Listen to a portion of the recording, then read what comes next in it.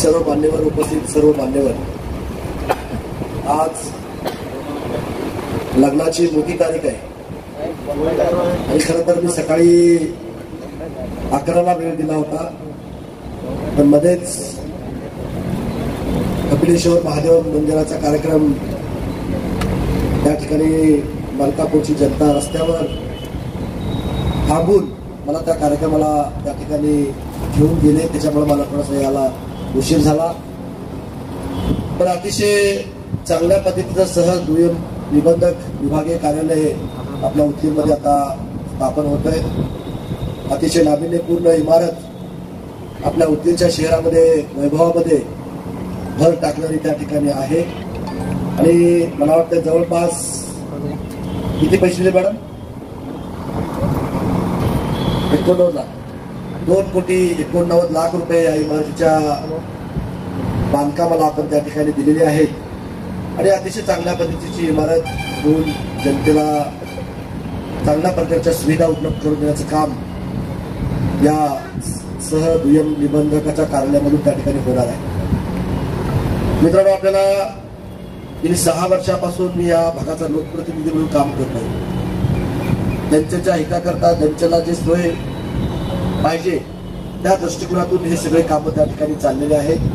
मला वाटते थोडस कल्याण कुलकर्णी साहेब, आपण थोडस मी गेल्यानंतर तुम्ही बसा. मला वाटतं आता हे इथं सह दुय्यम निबंधक वर्ग 2चं कार्यालय होणार आहे. आणि अनेक जनता आता लोकांकडे सायकली नाहीत, मोटरसायकली राहिले नाहीत, आता कार आहेत. त्याच्यामुळे पार्किंगची सोय बऱ्या या ठिकाणी दिसत नाही.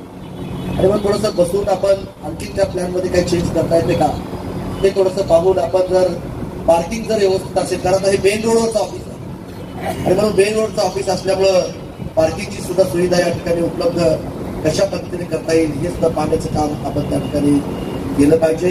आणि आणखीन सुद्धा या कार्यालयाला निधी जर कमी पडत असेल तर हे जिल्हा लेवलचं कार्यालय भविष्यात झालं पाहिजे. या दृष्टिकोनातून सुद्धा हा प्लॅन आपण त्या ठिकाणी बघितला पाहिजे. आणि मला वाटतं इम्रानजी, तुम्ही अनेकांच्या हाताखाली काम केले, आता हे तुम्हाला नव्यानं स्वतंत्र काम तुम्हाला त्या ठिकाणी दिलेलं आहे. म्हणून मन लावून क्वालिटीला महत्व देऊन आपण त्या ठिकाणी काम केलं पाहिजे. जर तुम्ही हे काम केलं आणि चांगल्या पद्धतीनं सगळ्या अधिकाऱ्यांनी याला मान्यता जर दिली तर भविष्यात तुम्हाला मोठा कॉन्ट्रॅक्टर मी केल्याशिवाय राहणार नाही, हाही विश्वास तुम्हाला या ठिकाणी देतो. मित्रांनो, काम चांगल्या पद्धतीनं केल्यानंतर लोक ऑटोमॅटिकच तुम्हाला काम त्या ठिकाणी मिळतं. म्हणून मन लावून त्या ठिकाणी काम करा आणि वेळेत हे काम त्या ठिकाणी झालं पाहिजे अशी नम्र सूचना तुम्हाला या ठिकाणी मी करतो. आज बरेच मान्यवर या ठिकाणी उपस्थित आहेत. आपले दुय्यम निबंधक बीडीजी आले, दुसरे दुधाळकरजी आलेत, वसंत केंद्रेजी आलेत, विशाल जगदाळजी आलेत, सागर बेलदरे, आमचे मित्र सातत्यानं या कार्यालयाला मदत करणारे आमचे शिवकुमार पांडेजी सातत्यानं मदत करतात. आणि त्यांनीच सांगितलं की भाऊ जरा लवकर भूमिपूजन करा म्हणजे आम्हाला सोय त्या ठिकाणी होणार आहे. आणि बरेच एकनाथ जाधवजी आहेत, महेश मिटकरजी आहेत, सगळेजण या ठिकाणी कार्यक्रमाला आले. खरं तर मी खूप वेळ या कार्यक्रमाला देणार होतो, पण आज माझ्या अतिशय जवळचे मित्र नवीनजी भोळे यांच्या मुलाचं लग्न आहे आणि म्हणून तिथं वेळेवर जाणं आवश्यक असल्यामुळं परत एकदा मी या कार्यक्रमाला आणि सह दुय्यम निबंधक कार्यालयाला माझ्या वतीनं या भागाचा लोकप्रतिनिधी म्हणून मी मनापासून शुभेच्छा या ठिकाणी देतो.